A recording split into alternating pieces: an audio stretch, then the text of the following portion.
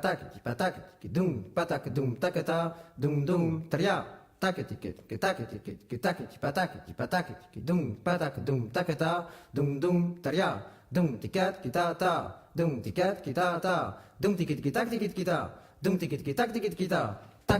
Bonsoir à tous et bienvenue sur Radio Campus pour System Co, l'émission qui décrypte les pratiques collaboratives et l'économie du partage en Auvergne et dans le reste du monde. Une émission conçue et animée par les membres de l'association Épicentre Cowork. Et ce soir, je suis en compagnie de Marie-Pierre et Thibaut. Bonsoir à tous les deux. Bonsoir Laetitia. Oh, ils ont bien répété. Alors pour cette dernière émission de l'année, on a souhaité s'intéresser aux chantiers participatifs. Alors ce sont des chantiers qui permettent aux constructeurs d'être accompagnés dans leurs projets et puis qui font intervenir des bénévoles qui souhaitent découvrir cette manière de construire. On y reviendra en détail dans quelques minutes. Et pour débattre ce soir, nous sommes en compagnie de 3 invités. C'est de plus en plus riche ces émissions. Clément Blasco, délégué régional de jeunesse et reconstruction. Corinne, bonsoir. Corinne Lanouzière d'études et chantiers. Bonsoir. Et Michael qui a utilisé un chantier participatif pour la rénovation de sa maison.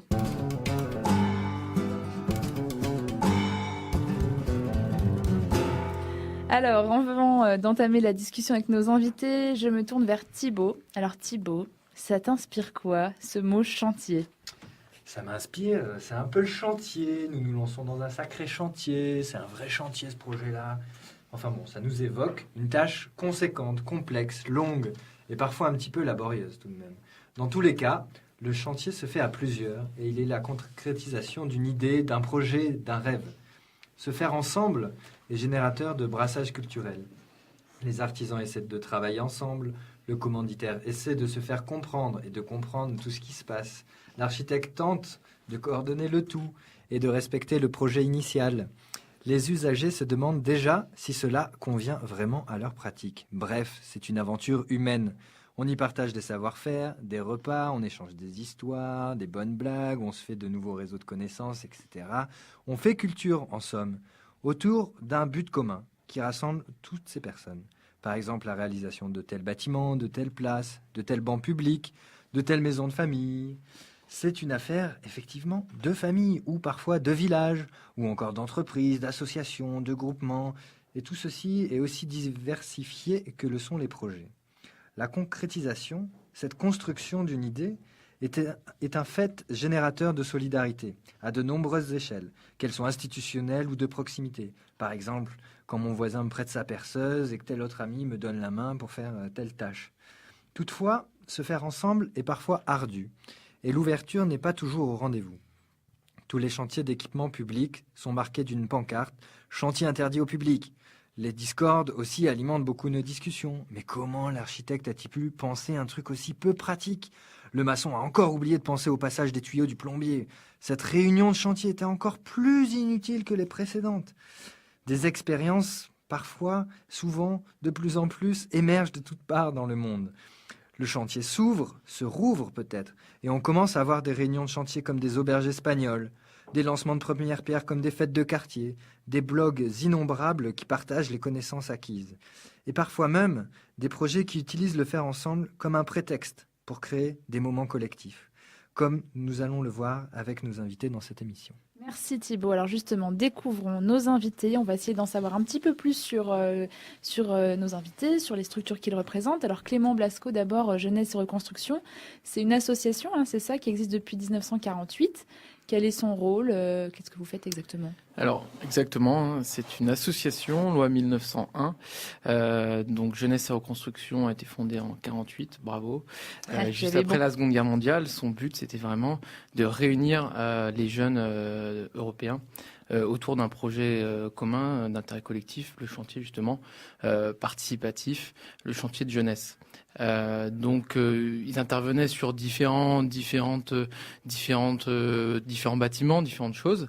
Et depuis, ça a évolué. Aujourd'hui, on existe toujours et on est représenté en Auvergne depuis plus de 40 ans. Et on est basé à Issoire. Du coup, donc je représente l'association au niveau de l'Auvergne ici. Et on organise donc des chantiers de jeunes bénévoles sur la région. Donc 14 cet été en 2014. Voilà, avec 150 bénévoles investis sur différents projets, différents travaux. Ça va de la restauration d'un four à pain traditionnel dans le Cantal à la réouverture du chemin des caves dans le Puy-de-Dôme, des caves de Saint-Nectaire. Il y a plusieurs organismes comme vous qui organisent comme ça, qui proposent des chantiers. Qu'est-ce qui vous distingue? Quelle est votre spécificité? Alors nous, nos valeurs, si vous voulez, on est vraiment sur l'échange interculturel. C'est ce qu'apporte un chantier. C'est par la multiplicité des nations qui sont représentées et la vie en collectivité. Donc c'est l'éducation non formelle. Après, c'est vrai que la plupart des associations également se définissent de l'éducation non formelle, l'éducation populaire.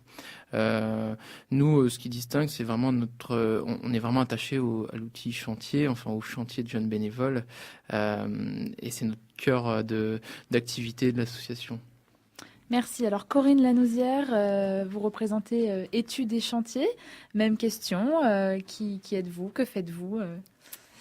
Alors, je suis animatrice de projet donc à l'association Études et Chantiers. Donc, c'est une association qui est un petit peu similaire quand même à ce que fait Jeunesse et Reconstruction. Nous, par contre, on a un volet un petit peu supplémentaire sur les chantiers d'insertion, où on a une douzaine de chantiers en Auvergne, où on permet à des personnes qui sont un petit peu éloignées de l'emploi ou du milieu social de se réintégrer progressivement au milieu social sur des territoires plutôt ruraux, avec un encadrant technique qui leur apprend aussi, qui leur apporte de nouvelles compétences, voilà, pour être mieux armés, pour réinvestir, on va dire, cette société. D'accord. Et un exemple de chantier que vous faites? Alors, par exemple, on a un chantier à Aigues-Perse, sur la communauté de communes du nord de la Limagne, où ce chantier de 10 personnes avec un encadrant tourne sur les communes, en fait, et réalise des petits travaux, on va dire, de maçonnerie, sur de l'aménagement de berges, du patrimoine naturel, et qui organise également des événementiels. Et ce sont des travaux qui n'auraient peut-être pas été réalisés s'il n'y avait pas eu aussi ce chantier en fait d'insertion. Donc il y a vraiment une utilité sociale et une utilité d'intérêt public, quoi. Merci beaucoup. Alors Michael, donc vous êtes en pleine rénovation d'une ancienne grange, c'est ça? Ça fait déjà 2 ans qu'on avait visité, donc c'est déjà une sacrée durée. À Vic-le-Comte, c'est ça? Autour, ouais, juste à côté. Et donc, pour votre chantier de rénovation, finalement, vous avez utilisé un chantier participatif. Ouais, on s'est lancé là-dedans pour les vacances de la Toussaint. C'était le moment où les entreprises, en fait, terminaient leur partie, la partie qu'on savait pas faire. Donc, c'était le moment pour nous d'aller commencer à mettre la main à la pâte. Et il fallait du monde, il fallait des bras pour aller un peu plus vite. Et donc, on a lancé une annonce à tout hasard. Et puis, en fait, on a eu du monde et on a eu du retour.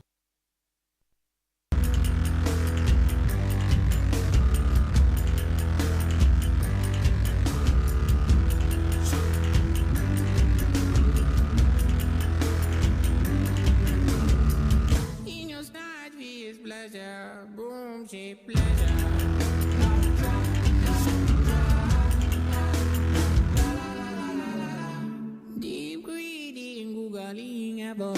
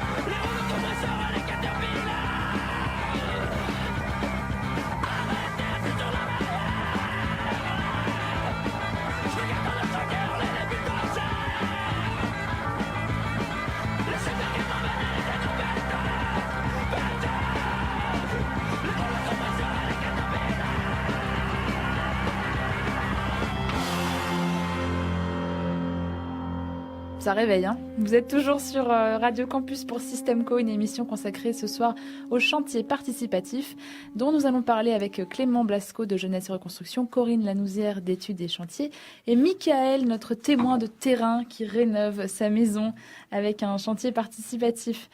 Thibaut, une petite question pour nos invités. Bien sûr. Donc j'en avais une effectivement qui me taraudait de vous poser. Finalement, qu'est-ce qui est le plus important ?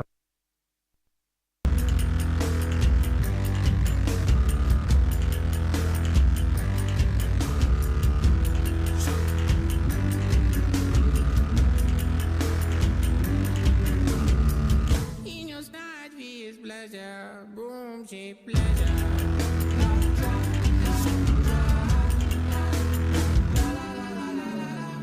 Deep greedy, googling about the corner.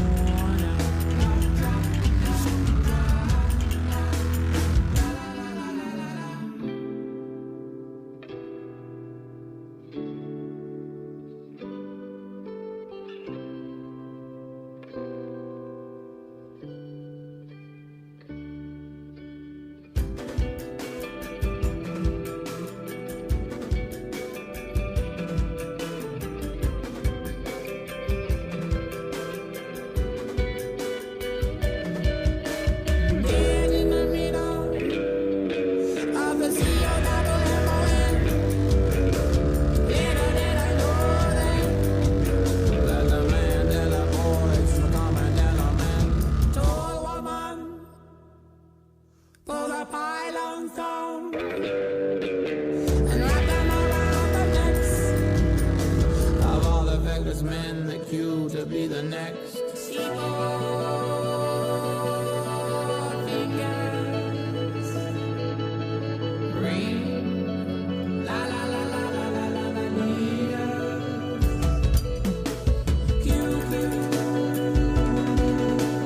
Jumpers, small fish, big sisters.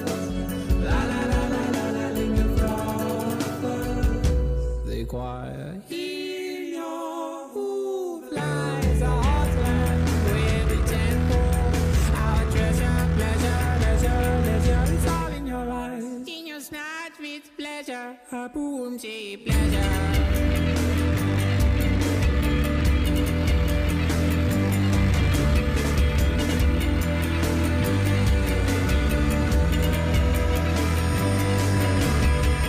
Deep greedy and googling every corner.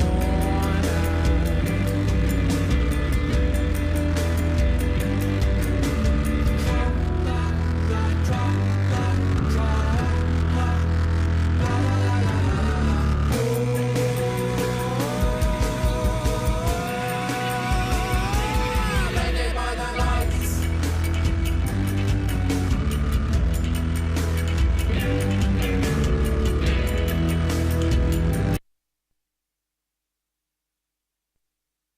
Quand on se lance dans la démarche, c'est qu'on a aussi envie d'avoir du monde et de voir du monde.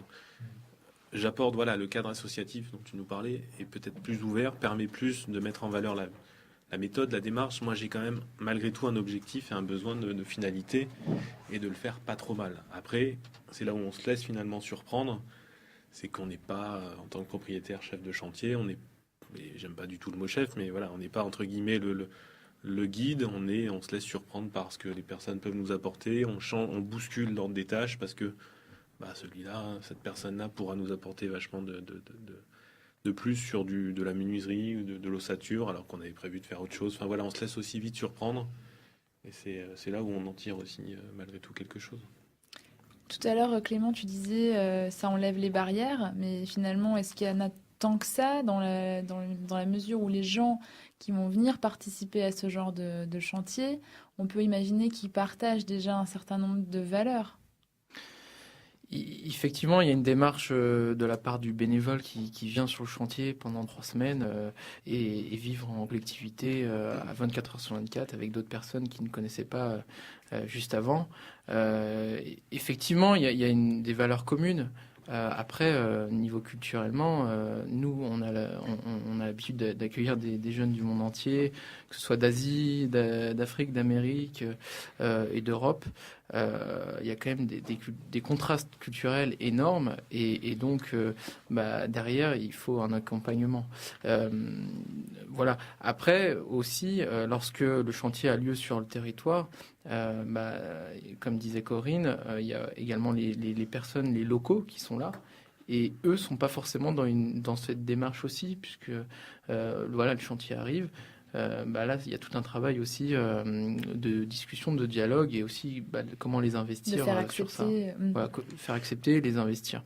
Et juste pour rebondir sur ce que disait Mathieu, nous aussi, on est quand même tenus.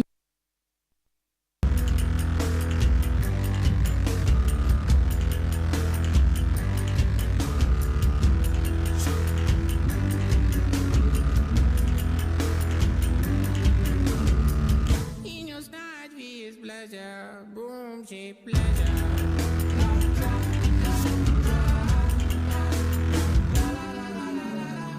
Deep reading, googling about the corner.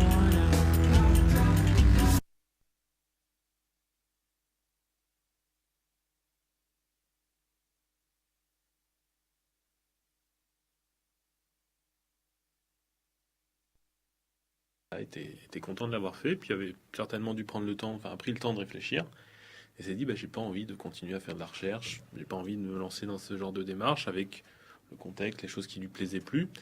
Et puis il s'est rappelé qu'aussi il avait fait un CAP d'ébéniste, qui aimait bien travailler le bois, et puis il s'est intéressé, voilà, il a cheminé, il est arrivé à l'idée qu'il avait envie de devenir, on va dire, conseil aux autoconstructeurs, on va dire entrepreneur écologique, mais surtout dans cette démarche de coach, de conseil qui nous intéresse beaucoup, parce que c'est un peu la méthode qu'on a retenue, par exemple, pour nos lots d'électricité, de plomberie. C'est qu'on aura quelqu'un qui nous aide, mais surtout qui nous apprend à faire.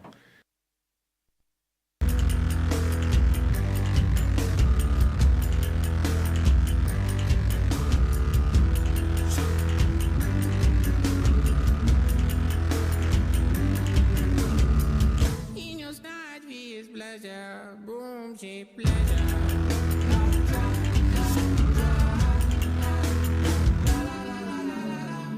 Deep reading, googling about the corner.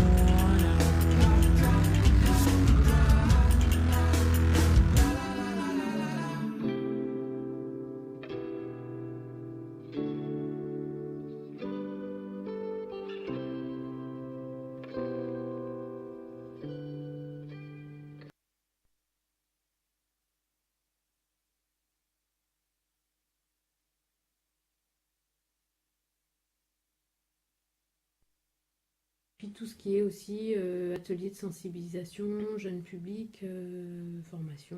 Et donc on est effectivement installé à Marseille à la Friche Belle de Mai. Et puis depuis 6 ans, on s'est installé à Busséol où on a monté un petit lieu qui s'appelle Quartier Général, où on veut développer un laboratoire d'expérimentation autour de l'art, l'architecture et le territoire.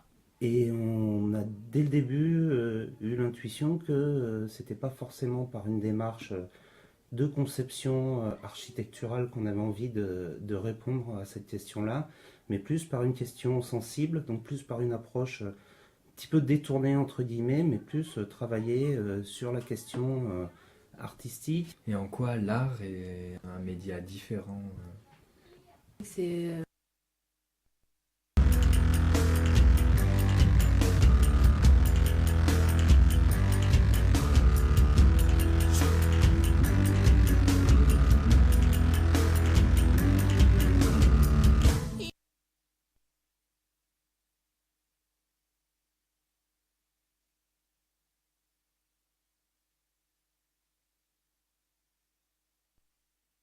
plutôt sur des formes d'ordre spectaculaire. On s'est rendu compte au fil du temps que la forme spectacle, où il y a un public qui est convié à un moment donné pour voir une proposition, elle n'est pas vraiment satisfaisante dans le sens où elle génère peut-être pas une implication complète, parce qu'on se retrouve avec des spectateurs, mais pas avec des acteurs. Donc depuis 4-5 ans, on travaille sur des dispositifs beaucoup plus furtifs, moins annoncés, où on essaie de vraiment travailler sur du local avec les habitants d'un territoire, largement autour, avec des temps de présence assez longs, et d'essayer justement une proposition de co-construction.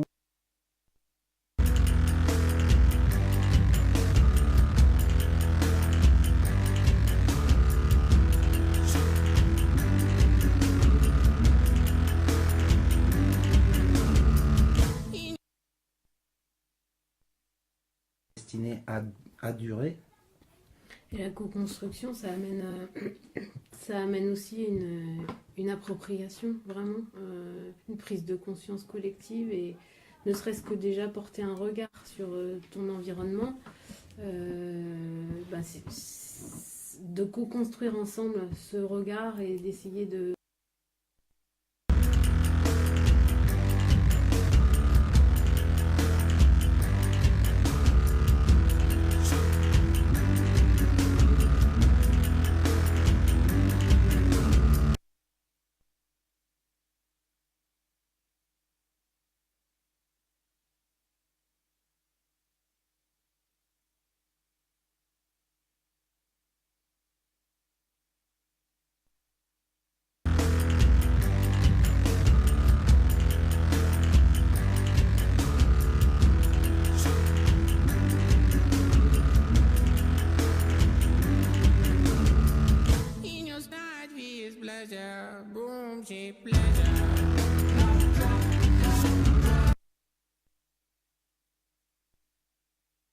C'est de nous donner une carte blanche.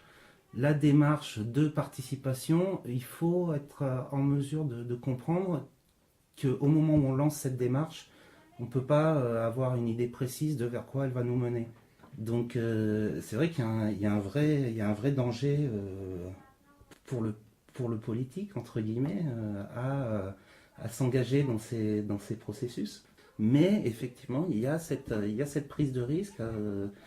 C'est vraiment ça l'enjeu aussi de la participation et du chantier collectif, c'est que ça soit plus les architectes qui décident de comment va être le projet, mais que les architectes ils soient en mesure d'accompagner un projet qui pourrait émerger de propositions communes, locales. Voilà, c'était donc Sabine et Alex de Pixel et non pas Axel. Je suis désolée, je m'en mêle dans tous ces X. Alors, ils parlaient tous les deux de construction éphémère. Est-ce que c'est quelque chose qui est envisageable pour les structures comme Études et Chantiers, Jeunesse et Reconstruction, quelque chose d'intéressant de votre point de vue, Clément? Effectivement, oui, on a travaillé, on a eu un projet, alors pour le coup c'était en Rhône-Alpes, sur du land art. Donc sur justement amener l'art, parce que donc dans cet entretien très intéressant, il a parlé de culture et de culture qui se co-construisait ensemble. Et c'est ce qui s'est passé dans un petit village d'Ardèche, où à l'initiative aussi de la commune, parce que nous voilà, on travaille énormément avec les communes et il y a et les collectivités. Des projets très intéressants nous sont proposés. Et donc là, dans ce cas-là, il y avait effectivement ce projet de land art d'un cheminement culturel qui est certaines œuvres d'art étaient à vocation justement éphémère et d'autres plus durables. Donc voilà. Après, sur la construction, je n'aurais pas d'exemple. Peut-être Corinne. Non, et tout comme Jeunesse et Reconstruction, on réalise chaque année un chantier sur le festival de Plain-la-Bobine où nos jeunes font la décoration du casino en matériaux de récupération. À la Bourboule, c'est ça? À la Bourboule.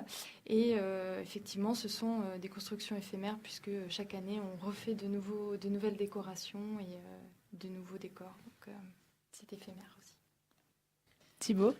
Thibaut, il cherche sa question. C'est vrai. Il l'a oublié, mais elle va revenir. Je pense que... On parlait de l'art, oui. Pixel Oui. parlait de l'art, donc vous en avez parlé aussi. Mais est-ce que effectivement, dans les accompagnements sur les chantiers, alors que ce soit dans le cas de vos associations ou Michael, est-ce qu'il y a des moments où on invite des personnalités ou des disciplines autres que du monde de la construction lors d'événements festifs ou autres, je ne sais pas, pour animer un petit peu ce vivre ensemble et cette culture?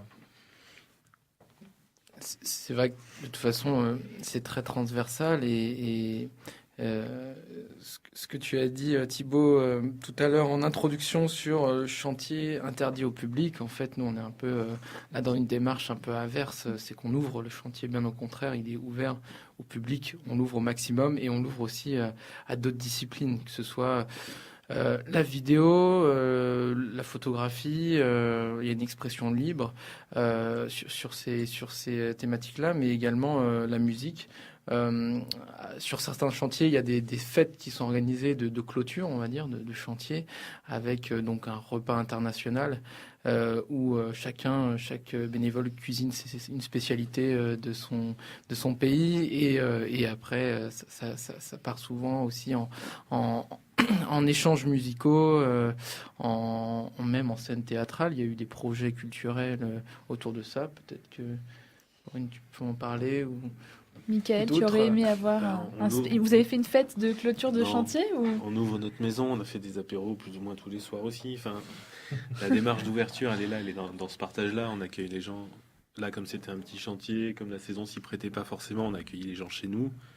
Voilà, notre maison était ouverte. La discussion, elle s'est faite autour d'un bouquin qu'ils ont pu croiser dans la bibliothèque ou d'un CD qu'on avait peut-être envie d'écouter. C'est beaucoup plus modeste et beaucoup plus simple.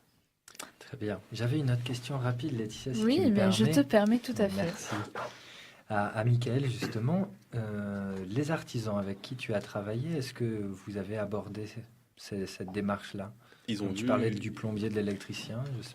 Je pense que le grand jeu pour eux, c'était de voir à 8h, 8h30 qui allait venir sur le chantier. À part Virginie et moi, ma femme. Et ils ont vu les équipes se renouveler et finalement, je pense qu'ils ont été séduits. Ils nous ont donné la main, ils nous ont prêté les outils, ils nous ont repris, corrigé sur certaines tâches qu'on faisait peut-être pas comme eux avec le geste pro. Et finalement, d'une situation qui les amusait au début, ils se la sont appropriés et puis ils se sont mis finalement à nous conseiller. Voilà, c'était une bonne façon de retourner le premier jour et l'approche. Et puis au final, voilà, je pense que ça a appris des choses à tout le monde. On poursuit notre passionnante discussion sur les chantiers participatifs après la ruelle en chantier avec leur titre « Ma petite Auvergnate ».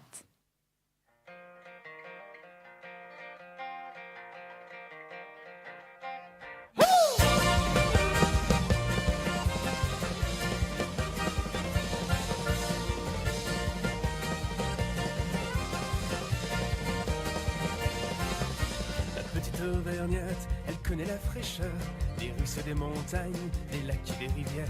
Ma petite Auvergnate, elle qui n'a jamais peur, quelquefois du tonnerre, jamais de la rumeur. C'est du bon sens en boîte, des grands-mères incroyables, des soirs au coin du feu, des souvenirs qui s'étalent. C'est un peu de bon Dieu et quelques traditions, du bon pain, des vins dieux, des refrains au canon. Ma petite Auvergnate, c'est ma sœur, c'est ma mère, c'est la fille que j'aime et celle que j'aimais. Ma petite Auvergnate est comme un jour d'hiver sous un ciel d'été.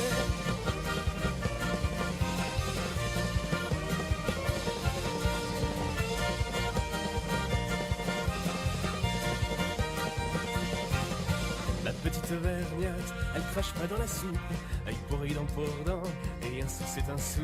Ma petite Auvergnate, elle sait ce qui est beau, de la simplicité, en tube ou en rouleau. C'est un volcan éteint, une source de chaleur, c'est un feu d'artifice, une cocotte à vapeur. C'est un tout petit rien, habillé de candeur, c'est des femmes ordinaires qui nous rendent meilleurs.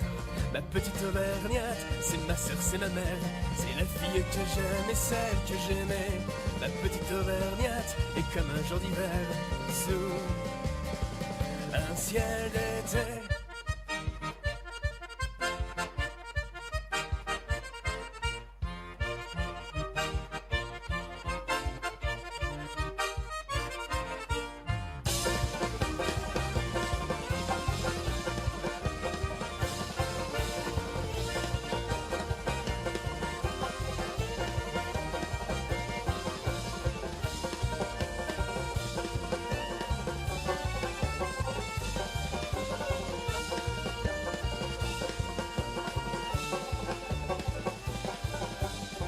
Auvergnate, c'est ma sœur, c'est ma mère, c'est la fille que j'aime et celle que j'aimais. Ma petite Auvergnate est comme un jour d'hiver. Mes Petites Auvergnates, je vous aime à jamais. Qu'importe où vous êtes, jamais vous n'oubliez la splendeur de l'eau vive coulant dans nos vallées, le sillon des charrues qu'ont laissé nos aînés. Bienvenue si vous nous rejoignez à l'instant sur Radio Campus 93.3, c'est Système Co et ce soir nous parlons des chantiers participatifs et on vous propose d'aller faire un tour à La Gautière, un quartier au nord de Clermont-Ferrand. Thibaut, notre reporter exceptionnel, a rencontré l'équipe de l'Université Foraine. Suzy Passaquin, tu travailles pour l'Université Foraine qui est installée à La Gautière depuis quelques mois. C'est ça. Depuis bientôt un an, on va fêter nos 1 an ce week-end. Je suis architecte et du coup je suis en résidence avec Esther Guillemard qui est aussi architecte dans le quartier depuis janvier. On mène une action d'urbanisme participatif dans le projet de l'Université Foraine, qui est du coup l'idée de mélanger un petit peu à la fois des savoirs concrets, des savoirs abstraits, d'inviter les universités à venir réfléchir sur un sujet, donc qui est ici un vide de 8000 m2 qui a été généré après la destruction de 3 tours et un centre commercial. Et on a notre atelier qui était dans l'ancien centre d'animation de La Gautière. Donc c'est un atelier ouvert où il y a des maquettes, il y a des stations, des vues aériennes qui permettent un petit peu de discuter autour des nécessités du quartier, donc des services qu'on pourrait envisager d'implanter ici, peut-être des constructions, des aménagements urbains, des aménagements paysagers. Et quel est le retour alors des habitants du quartier sur vos implications ? Le retour, je dirais que c'est vraiment individuel, donc il y a des personnes qui vont être très touchées parce qu'ils ont l'impression parce que déjà, c'est vrai qu'on travaille sur le quartier, qu'on réfléchit vraiment et qu'on produit des choses qui sont destinées à tous les habitants d'ici et aux professionnels qui viennent travailler aussi là. Comment ça se passe avec les habitants ? Vous le faites ensemble ? Chaque action a son histoire. Donc là, on a par exemple devant nous une grande table qui a été construite par une association, par 15 jeunes internationaux qui sont venus avec Concordia donc, cet été. Et qu'ils ont construit une grande table de banquet qui fait aussi piste de danse, tentative pour skateurs amateurs. Et du coup, ils sont restés 2 semaines, ils ont été aidés par des habitants, et puis après, cette table a pu vivre tout son été pour recevoir différents événements, pour des goûters ou des choses comme ça. Et à quoi ça sert de faire tout ça ensemble ? Ça sert à discuter, je dirais. Ça sert à se rencontrer, ça sert à pouvoir aller plus loin que juste le bonjour qu'on s'échange quotidiennement quand on se croise le matin ou quand on va prendre notre courrier ou l'ascenseur. Et ça permet de se dire qu'on peut être acteur de certaines choses. Bien sûr, pas tout et n'importe quoi, pas forcément individuellement, quoique il y en a qui ont mis des hamacs cet été et c'est vrai que c'était un cadeau. Là, dans l'atelier, actuellement, c'était un ancien centre d'animation, ce que j'évoquais auparavant, qui est en train de se transformer pour accueillir, à partir du 1er janvier, une maison de santé provisoire. Donc, une de nos volontés, nous, c'était cette transformation d'un édifice public, où vraiment, qui était un lieu de plein de joie, plein de souvenirs, on a retrouvé des caisses de vieilles photos, donc qu'on invite les gens à venir nous voir, s'ils désirent venir voir ces vieux souvenirs, donc c'est vrai que c'est toujours un beau moment. Et en fait, c'était d'ouvrir ce chantier, de venir demander aux gens de nous raconter un morceau de l'histoire de ce bâtiment avant qu'il mute. Et du coup, ça a impliqué qu'on a fait visiter le chantier. Donc, sachant que c'est des médecins du quartier qui vont s'installer ici, c'est vrai que chacun veut voir le futur cabinet de son médecin généraliste. Alors, on a proposé aux enfants des écoles de venir, aux enfants du centre d'animation aussi. On a souvent des gens qui passent l'après-midi. Là, on a des panneaux à l'extérieur qui expliquent le changement qui est en train de s'opérer. Donc, ils viennent. Après, on a aussi des gens qui viennent finalement tous les jours parce qu'ils prennent pour boire le café et on discute. Et c'est vrai que c'est un lieu où se mêlent finalement les gens de l'extérieur qui viennent nous voir, des gens qui travaillent ici, donc les ouvriers, les artisans, et aussi du coup les habitants qui parfois sont au chômage, des choses comme ça. Et c'est vrai que ce matin, on a vu une personne qui me disait mais ici c'est mieux que France Culture, on a plein d'histoires, on a parlé des fusées, on a parlé de créer des lieux finalement où ça peut se générer. Parce que c'est des personnes qui sont vraiment issues de milieux différents et qui à travers cet espace-là, donc cette maison de chantier qu'on occupe et cet atelier ouvert, vont pouvoir s'exprimer, et se rencontrer et peut-être créer des choses ensemble. C'était donc Suzy Passaquin de l'Université Foraine. Alors elle parle beaucoup du brassage, du mélange, du croisement des publics. Marie-Pierre, ça Ça te fait penser à une question? Oui, moi j'avais envie de demander donc à nos 3 invités, en fait, une fois que le chantier est terminé, qu'est-ce qui reste? Qu'est-ce qui se passe alors pour les gens qui ont participé? Alors évidemment, il reste ce qui a été construit éventuellement, mais est-ce qu'il reste quelque chose pour les gens qui y ont participé, quoi? Clément? Je me lancerai en disant qu'il y a un attachement avant tout à l'intervention qui a été faite, quoi, au rendu, au résultat, et même au territoire. Donc les bénévoles qui viennent, les participants qui viennent issus pendant le temps du séjour, forcément ils s'attachent, que ce soit à l'environnement, au territoire, aux personnes aussi autour. Donc il y a une envie peut-être de revenir à une occasion prochaine, future. J'ai l'exemple d'un couple en fait de 2 personnes qui ont effectué un chantier en Haute-Loire en 1989 sur une petite commune où ils sont intervenus sur une chapelle grâce à l'aide d'une association locale et en lien avec Jeunesse et Reconstruction. Donc c'était un Espagnol et une Anglaise, ils se connaissaient pas, ils se sont rencontrés durant le chantier et l'aventure a continué après le séjour, après le chantier.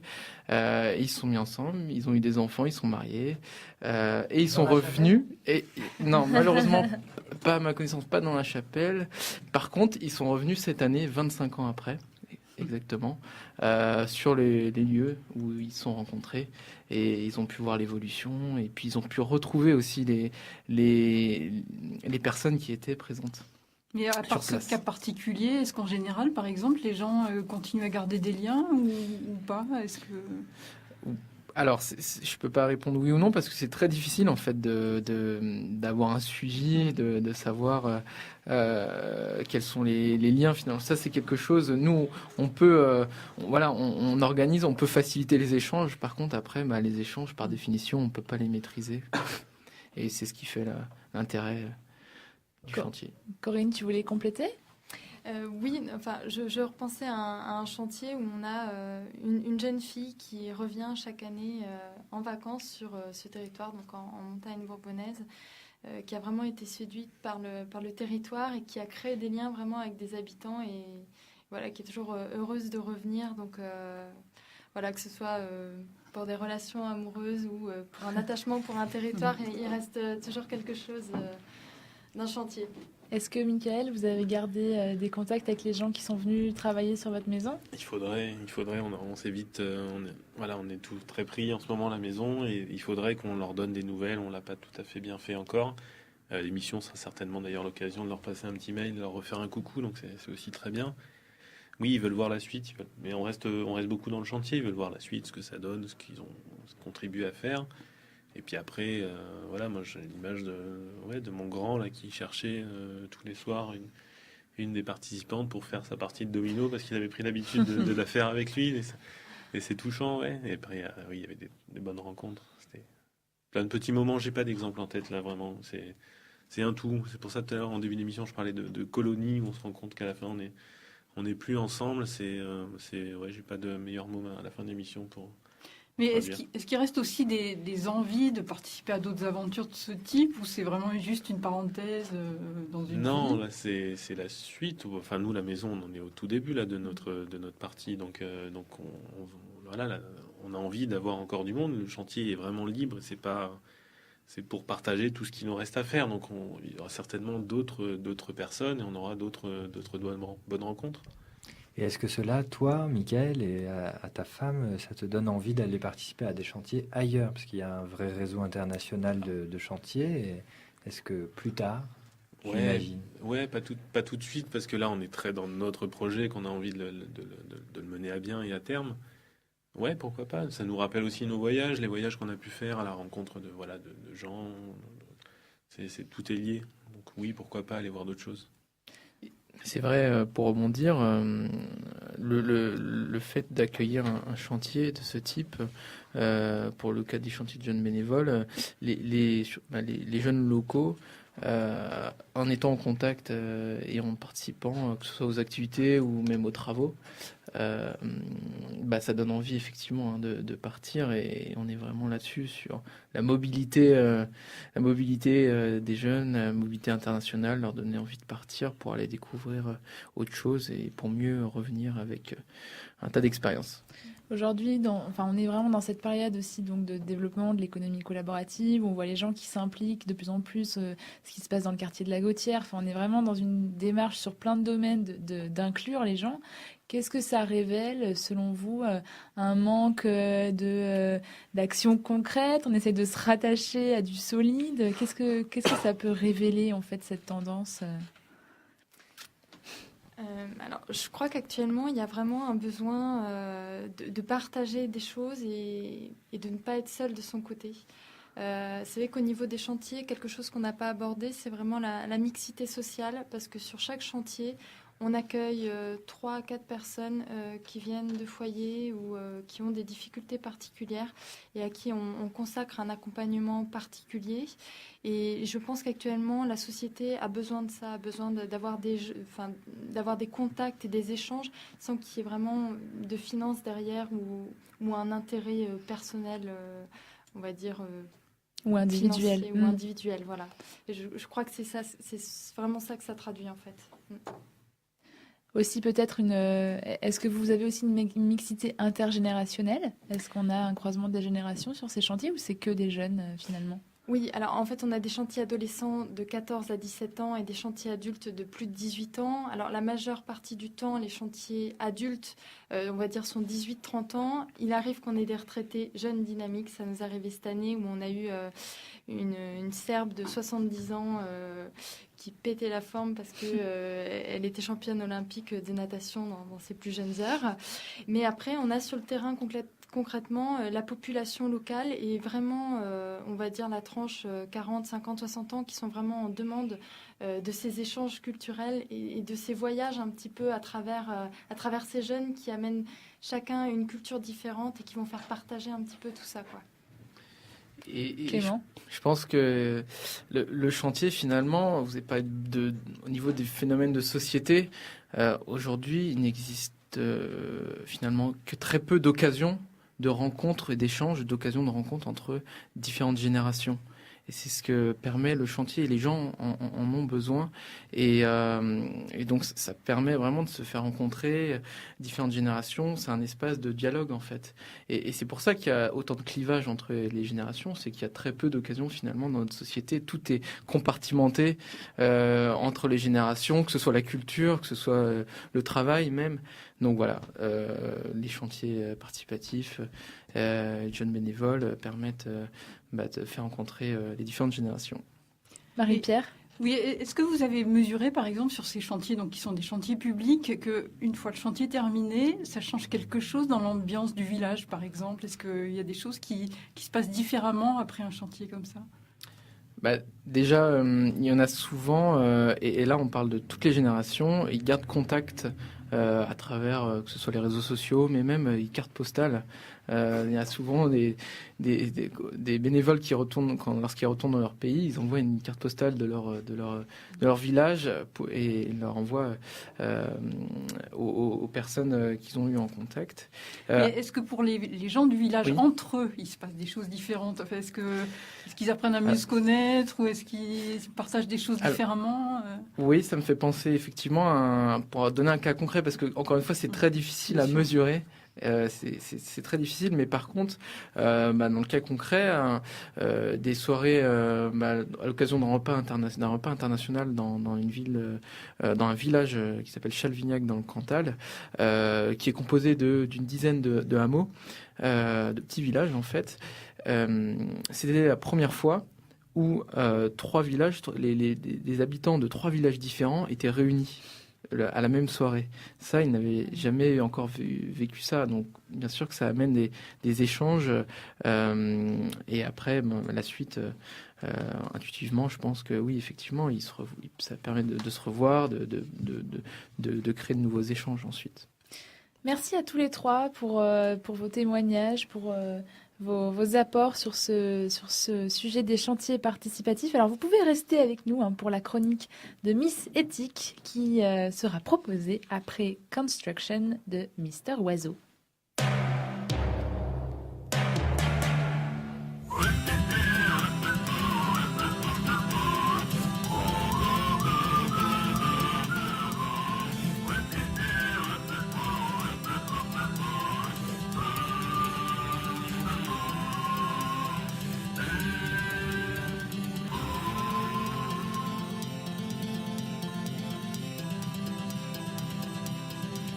Wow.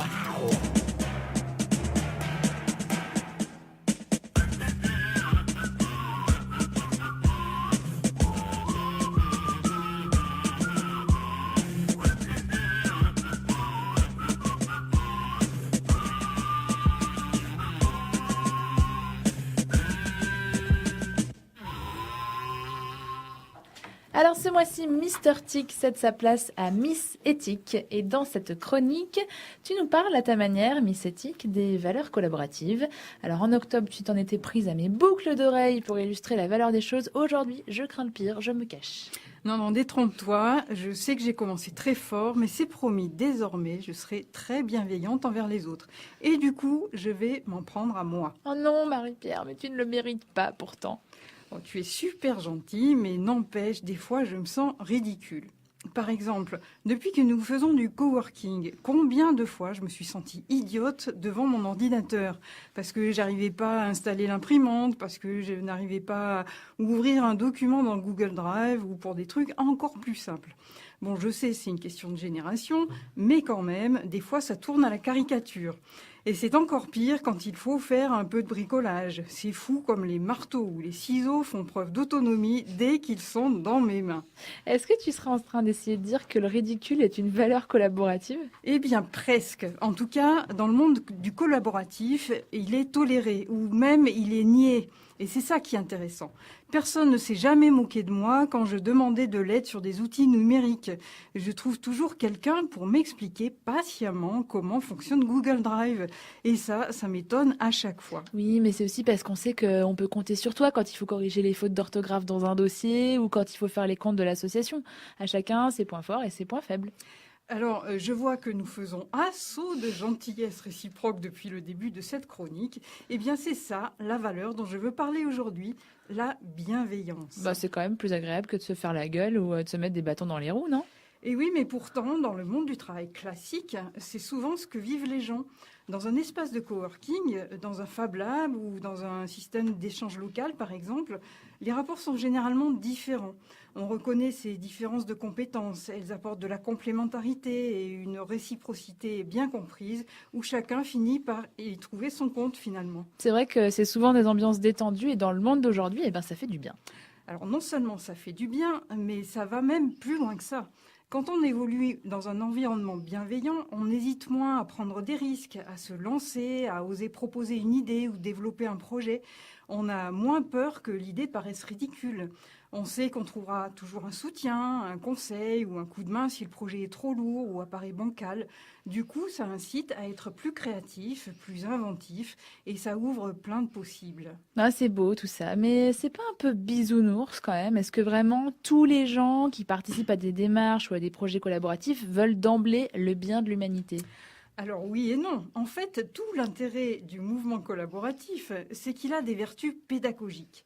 Pour chaque projet, on fixe des règles qui vont dans le sens de la collaboration, donc de l'ouverture aux autres.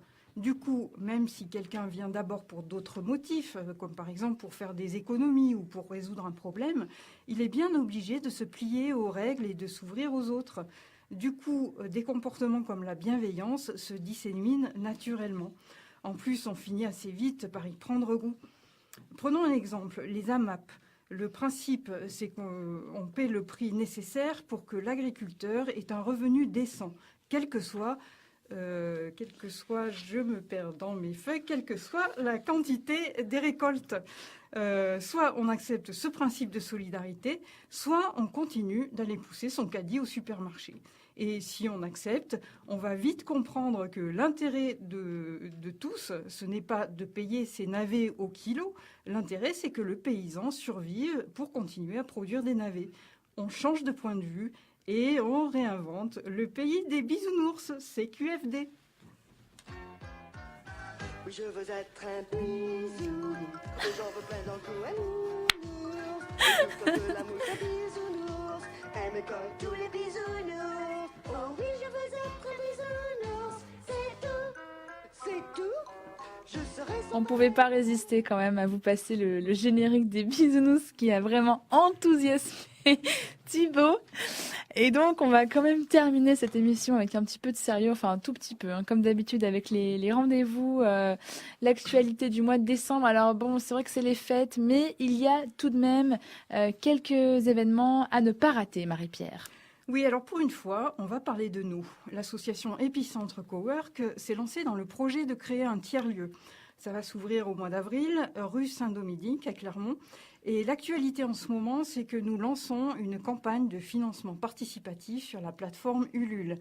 Alors vous pouvez bien sûr contribuer, vous trouverez tous les détails à l'adresse, attention, fr.ulule.com/épicentre-factory.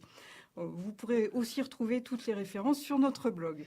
Et aussi, si vous voulez tout savoir sur ce projet et en même temps faire la fête avec nous, nous organisons ce jeudi une soirée de présentation du futur lieu dans nos locaux actuels, 25 rue des Gras, à partir de 18h. On pourra découvrir les plans, il y aura des visites virtuelles, un peu de musique, un coup à boire, enfin voilà, venez. Bon, et donc on le disait, l'actualité du collaboratif n'est pas très riche en ce mois de décembre, mais je crois que tu as trouvé une info intéressante dans l'actualité internationale. Oui, effectivement, ça m'a paru très significatif de la révolution collaborative qui est en marche dans le monde. On annonce que cette année, pour la première fois, le Père Noël a ouvert un vaste chantier participatif avec les lutins du monde entier pour l'emballage, la répartition et la distribution des cadeaux de Noël. Et il nous fait savoir que du coup, ça va gagner énormément en rapidité et en efficacité. Alors le rendez-vous pour tout le monde, c'est le 25 décembre au matin, au pied du sapin. Vous verrez, tout le monde sera comblé. Merci beaucoup Marie-Pierre et merci à tous d'avoir suivi Systemco. Voilà, c'est terminé. On était ravis d'avoir nos auditeurs, nos invités. Merci à Thibaut et Marie-Pierre de m'avoir accompagné dans l'animation de cette émission. On vous souhaite, toute l'équipe d'Épicentre, d'ailleurs, vous souhaite de belles fêtes de fin d'année. Un joyeux Noël. Un joyeux Noël. Profitez-en pour réécouter les émissions, allez faire un tour sur le blog d'Épicentre où vous retrouverez toutes les infos sur jeunesse et reconstruction, études et chantiers et plein d'autres organismes qui organisent des chantiers participatifs. Bien sûr, il y a le projet Ulule, je le répète parce que vraiment on a besoin de vous pour créer un tiers-lieu solidaire et innovant sur Clermont-Ferrand. On vous donne rendez-vous le mardi 20 janvier sur Radio Campus 93.3 pour une nouvelle émission Systemco. Merci et bonne soirée sur Radio Campus.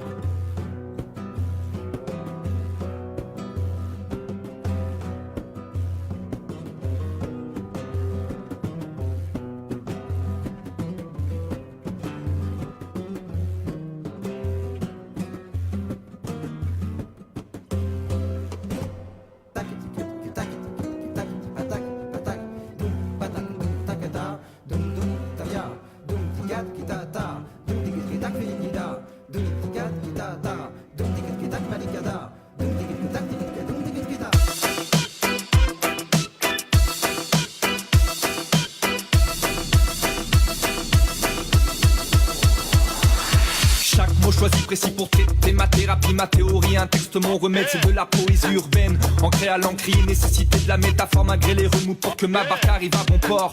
Yeah, album solo, enfin plus de concessions. Manque de la rime, braquage de forme, détournement de fond. Je suis Denis Rodan, hip pour l'amour de l'art. Flow dévastateur, dénonciateur pour entrer dans le lard. On gèle les esprits, les cœurs jusqu'à taper dans l'os. On verse le bras gauche de Nadal à Roland Garros. Et les marionnettes du roi s'en mêlent dans leur ficelle. Je suis une étincelle, j'ai vu la citadelle. Yeah, une bombe artisanale pour rafler la coupe. Des consonnettes, des voyelles épicées le soir dans ma soupe. Des façons des épingles dans une mode de foin. Rien ne sert de courir, ça t'arrive dans la gueule comme un coup de poing.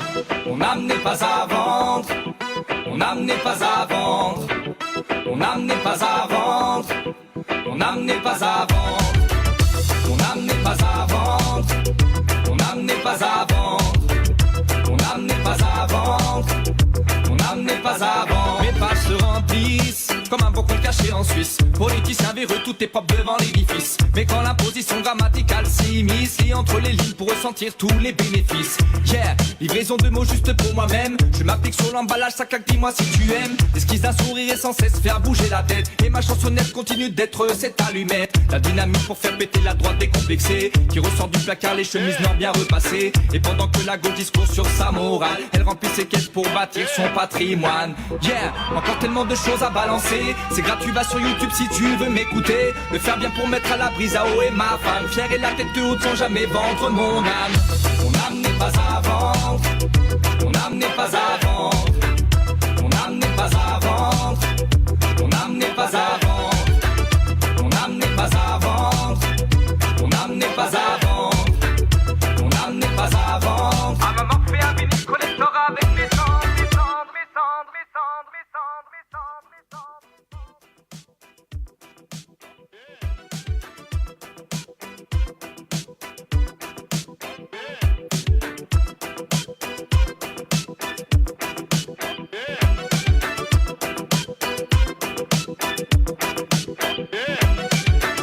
Mon âme n'est pas à vendre. Il a une tête de camé. Ils ont tous des têtes de camé. Ça se défonce, ça se flingue. C'est la mode.